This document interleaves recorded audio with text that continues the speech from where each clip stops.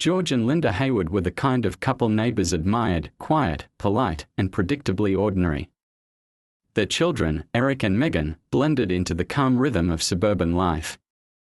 But beneath the surface of their perfect routine, someone was watching. Someone who knew their every move, their every habit, and exactly how to make an entire family disappear without leaving a single trace.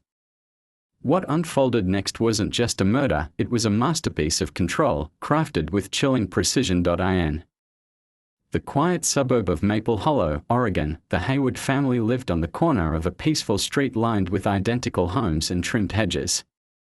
George Hayward, a retired aerospace engineer, had spent his life solving complex problems with precision and care.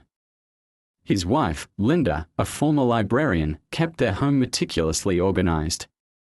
Their children, Eric and Megan, were in their early 20s. Eric worked remotely as a software developer, and Megan had recently moved back home after finishing college. To their neighbors, the Haywards were the model family, quiet, polite, and predictably routine. George could be seen walking the dog every morning at exactly 7:15. Linda attended a weekly book club. The children rarely caused a stir. No one ever suspected anything was wrong until they vanished without a trace. It began with a missed book club meeting. Linda never skipped. Then Eric's employer reported he hadn't logged into work for several days. Megan missed 2 appointments. And George didn't show up to his regular car maintenance check. Neighbors noticed their lights stopped turning on at night. Their mail piled up. Packages sat untouched on the doorstep. The family's 2 vehicles remained parked in the driveway. Concern turned into unease, and eventually, a neighbor called the police for a welfare check. Officers arrived to find the house locked and undisturbed. There was no sign of forced entry, no shattered windows, no signs of distress. When they entered the home, they were met with a chilling stillness. Everything was exactly in place. Dinner plates sat in the dishwasher. Laundry was folded neatly on the living room couch. A jigsaw puzzle, half finished, lay undisturbed on the coffee table. George's reading glasses rested on the armrest of his favorite recliner. It looked like the family had simply paused their lives and walked out the door. But nothing had been taken, not wallets, not keys, not phones. The dog, strangely, was gone too. Investigators scoured the house and surrounding area, looking for any sign of foul play or a possible getaway. There was none. The home's security system had been disabled days earlier, and the footage erased. One detail, however, stood out. A faint trail of dirt led to the door of the basement. Officers noted it but found nothing unusual downstairs. No blood, no hidden rooms, no signs of struggle. The only oddity was the overwhelming cleanliness of the basement floor, as though it had been recently scrubbed. News of the disappearance spread fast. The town was shaken. A family of 4, seemingly without enemies or problems, had simply disappeared. Rumors swirled. Some believed they had fled voluntarily, others suspected a murder-suicide. But investigators found no evidence supporting either. Their bank accounts remained untouched, phones inactive, passports in a drawer. Surveillance footage from nearby homes showed nothing unusual. The Haywards had been erased without a sound. Days turned into weeks. Theories came and went. But behind the silence, something far more calculated had taken place, something far beyond the town's imagination. 2 weeks after the Haywards vanished, a plain brown envelope arrived at the local police station. It had no return address, no markings, no fingerprints. Inside was a USB drive labeled with a single word in block letters, "Watch." Officers expected spam or a hoax, but what they discovered shook the case to its core. The USB contained dozens of video clips, silent, black and white surveillance footage, all focused on the Hayward residence. The timestamps on the files spanned nearly 6 months. Someone had been watching the family long before they disappeared. The footage wasn't from public street cameras or doorbells. These were hidden angles, close-up views from trees, rooftops. Even what appeared to be the inside of a neighbor's bird feeder. The first few clips were harmless enough: George watering plants, Linda taking out the trash, Eric working by a window, Megan jogging at dusk. But as the recordings progressed, a pattern emerged. At precisely 2:13 a.m. on multiple nights, the same vehicle, a black SUV with no license plate, was seen passing slowly in front of the house. Sometimes it stopped briefly. Other times, its headlights flickered twice before continuing. Another clip showed a shadowy figure standing in the backyard at 3 a.m., completely still for nearly 20 minutes. In another, the basement light flickered on and off without anyone visibly entering the room. One of the most disturbing clips showed the family's dog barking frantically at something just outside the back door, its tail stiff, its ears pinned back, until it suddenly stopped and slinked away, silent. Detectives analyzed the clips frame by frame. The figure in the backyard was tall, wearing all black, and seemed to avoid detection effortlessly. In one video, it moved only when security lights on neighboring homes turned off. In another, it appeared behind a shed for several minutes before vanishing. The level of control and timing suggested military or professional training. This wasn't a random stalker or thrill-seeker, it was someone who had planned every movement with precision. One clip dated just 2 days before the disappearance was especially haunting. At 3:08 a.m., the basement light flicked on, and the same dark figure slipped into the house through a lower-level window. The camera angle didn't show what happened inside. But nearly 3 hours later, at 5:56 a.m., the figure emerged alone. No signs of panic. No rushing. Just a calm exit into the pre-dawn stillness. It walked away through the backyard and disappeared into the trees. After that night, all activity at the Hayward house stopped. The source of the footage was untraceable. The envelope's postmark was smudged beyond recognition. No fingerprints. No DNA. The videos had been edited to remove metadata. Whoever sent it wanted the police to know they were being watched too. Investigators began canvassing the neighborhood. Again, this time with greater urgency, searching trees, lampposts, fences, anywhere a hidden camera might be placed. Some were found. Others had clearly been removed. The sense of control this person exercised was terrifying. Not only had they infiltrated a home and removed 4 people without a trace, but they had done so while watching every angle, every movement, every moment. 3 weeks after the chilling surveillance footage surfaced, the case took an unexpected turn. A property developer in a nearby town, Hillsborough, reported something unusual. During demolition of an old warehouse slated for redevelopment, workers uncovered a hidden basement beneath one of the storage units. The building had been owned by a now-defunct LLC registered under the name LH Properties. At first, the initials were brushed off as coincidence. But when detectives realized the owner's listed contact number once belonged to Linda Hayward, the site was sealed off immediately and declared a potential crime scene. The storage unit appeared ordinary from the outside: rusted metal, a dusty keypad, and a heavy sliding door. Inside, it was different. The space was sterile, clean, and cold. The walls had been painted white, and fluorescent lights buzzed overhead.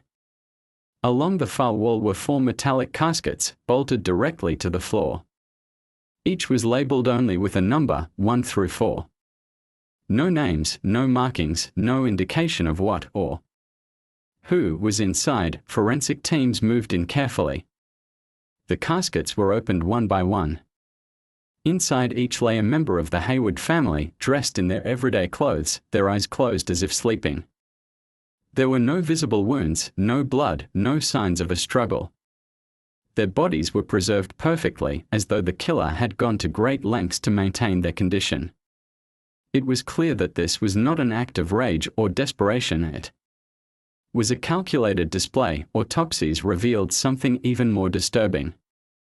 Each of the Haywoods had been administered precise doses of a rare anesthetic followed by a neuromuscular blocking agent, causing total paralysis while remaining conscious. Death likely came slowly and silently, within hours. There was no evidence of resistance. It was as if the killer had known exactly how to keep them alive just long enough to complete the plan. Even more unnerving, no fingerprints, fibers, or DNA were found in the unit. Every surface had been wiped clean, every angle thought through. The most damning evidence wasn't in the bodies, but in a locked filing cabinet bolted to the wall. Inside were folders containing blueprints of the Haywood home, daily schedules, GPS maps, and surveillance notes. Everything from Linda's grocery shopping times to the exact placement of security sensors was recorded. There were printed lists labeled entry, control, and extraction.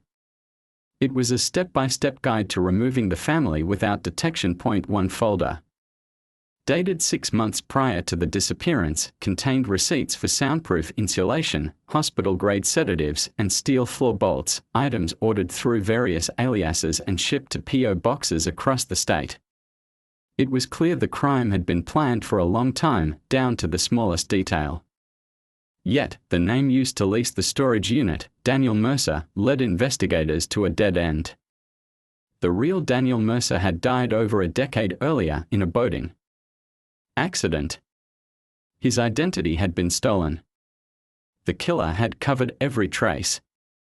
The only question that remained was how many other plans were already in motion and how long he had been watching. As the investigation deepened, one of the lead analysts at the state's cold case division made a chilling connection.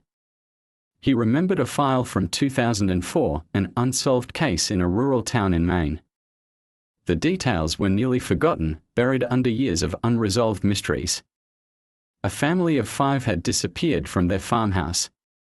Months later, they were discovered in the walk-in freezer of an abandoned seafood restaurant 30 miles away. Like the Haywoods, their bodies were perfectly preserved, positioned as though simply resting. Toxicology reports from that case had revealed similar drugs, a paralytic paired with a powerful sedative. The method, the staging, the lack of forensic evidence, it all matched. Until then, the main case had been seen as isolated, maybe even random. But now it was reclassified as connected. Investigators compared both cases side by side. Each family was quiet, private, and lived in homes with minimal outside contact. Both were monitored in silence for months. Both had security systems disabled prior to the disappearance.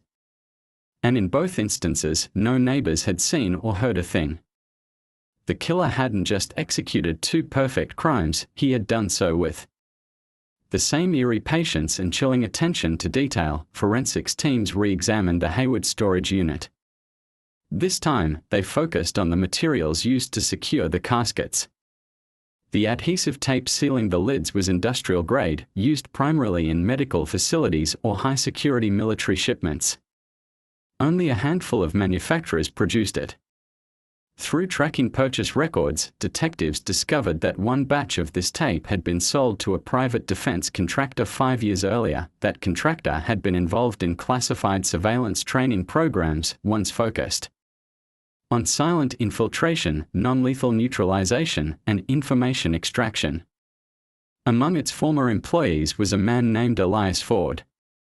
He had left the company in 2009, resigning without notice. A year later, he disappeared entirely.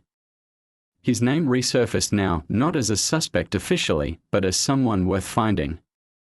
There were no arrest records, no activity on credit cards, and no phone use since his disappearance. But a deeper dig into internal documents revealed something startling. Elias Ford had been nicknamed the Blueprint by his peers, a nod to his obsession with planning, structure, and flawless execution. He once designed mock missions so complex that even trained agents couldn't complete them. He studied human behavior patterns, surveillance angles, and emergency response times. His files showed an unsettling fascination with controlling not just environments, but people, predicting Every move before they made it.I in the margins of one of his old training manuals. A note had been scribbled in pen: control the environment, control the outcome. It was the same phrase found in the storage unit's documents. Though there was no physical evidence tying Ford to the Haywards or the main case, the patterns were undeniable. Whoever was behind these crimes had mastered the art of invisibility. He didn't kill in chaos or leave messages behind. He treated each murder like an equation to be solved, cold, exact, and terrifyingly perfect. The question now was whether these were isolated masterpieces or chapters in a much larger plan. Months passed with no new leads. The case grew colder, and public attention slowly faded. Yet behind closed doors, investigators were building a psychological profile of the killer they had nicknamed the Blueprint. He wasn't impulsive or emotionally driven. He was methodical, a technician of murder who viewed his victims not as people but as pieces of a larger puzzle. Every decision he made served a purpose. He erased himself completely after each act, leaving nothing behind except precision. His crimes weren't expressions of anger, they were blueprints brought to life. Then, without warning, a second envelope arrived at the Portland FBI field office. Like the first, it was unmarked and carried no fingerprints. Inside was another USB drive. On it were 10 new video files. At first glance, they appeared to be surveillance clips of the Hayward investigation: detectives walking through the backyard, forensic teams inspecting the basement, officers canvassing the neighborhood.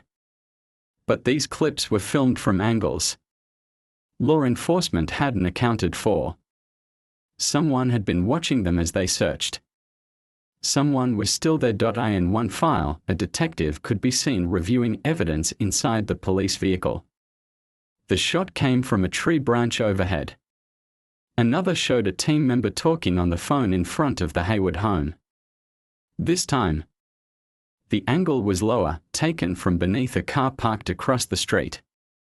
It became clear the killer hadn't disappeared. He was observing their every move, recording them just as he had recorded the Haywards, but it was the final frame of the last video that sent a shockwave through the task force. It showed a detailed floor plan of a new house. The design was clean, clinical, each room labeled, the electrical and plumbing systems highlighted. In the corner, a red circle marked a bedroom. Below the image, a typed message appeared on screen. "You see only what I want you to see."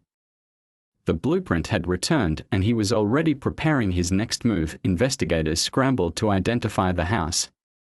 A match was eventually found: a newly built home in Idaho, recently sold to a couple with 2 young children.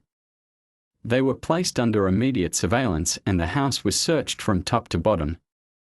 Nothing was found: no hidden cameras, no signs of tampering. But the presence of the blueprint was undeniable. He was staking out his next design, his next family. This discovery triggered a nationwide review of unsolved disappearances with similar patterns: no signs of struggle, no evidence, no closure. A disturbing number of cases began to fit. The blueprint wasn't a one-time killer. He was a ghost, operating with surgical precision, executing what appeared to be a series of perfect, untraceable crimes. Each one planned for months, possibly years. To this day, Elias Ford has never been found. No confirmed sightings, no communication, no mistakes. But the message he left behind continues to haunt investigators: you see only what I want you to see. Somewhere, right now, someone may be living inside the next blueprint, unaware that every moment of their life is already part of someone else's perfect plan.